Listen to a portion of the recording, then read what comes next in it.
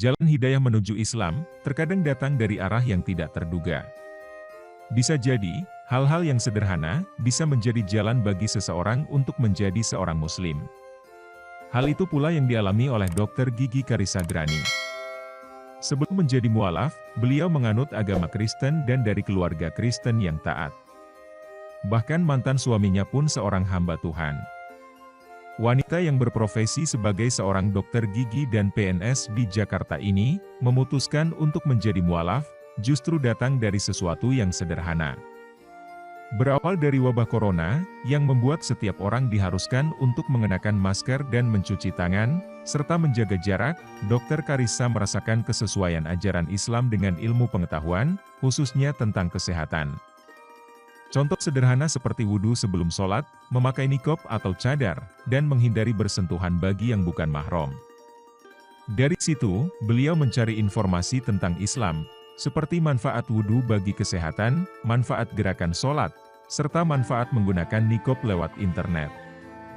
Dr. Karissa merasa bahwa, semuanya bisa dijelaskan secara medis. Sejak itu, selama kurang lebih 2 minggu, Dr. Karissa mengalami kehampaan saat melakukan ibadah. Hatinya diliputi kebimbangan akan keyakinan lamanya. Akhirnya, beliau bercerita pada salah seorang temannya yang Muslim mengenai hal itu, dan disarankan untuk mendatangi Mualaf Center di Jakarta Barat. Di Mualaf Center di Jakarta Barat tersebut, Dr. Karissa mendapat bimbingan dari seorang ustazah mengenai tauhid dan rukun iman.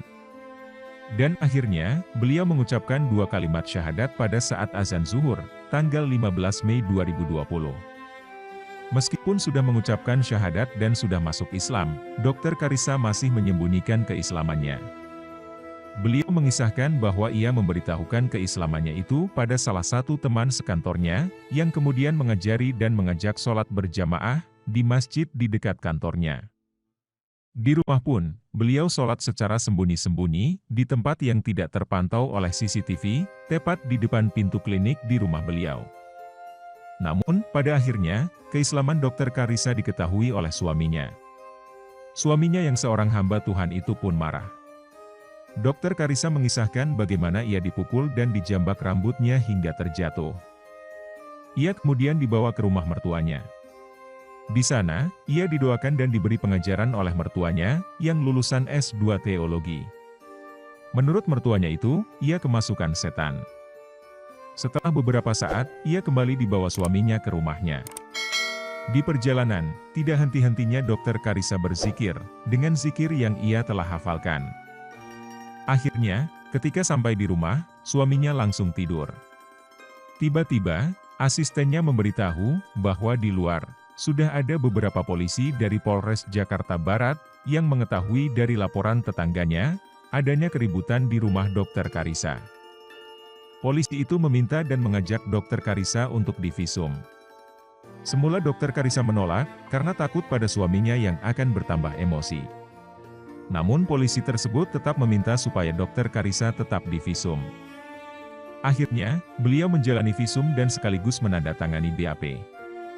Setelah selesai menjalani visum dan pemeriksaan, dengan diantar petugas kepolisian, Dr. Karissa kembali ke rumah, untuk menjemput ketiga anaknya dan asistennya, untuk mengungsi ke tempat yang aman.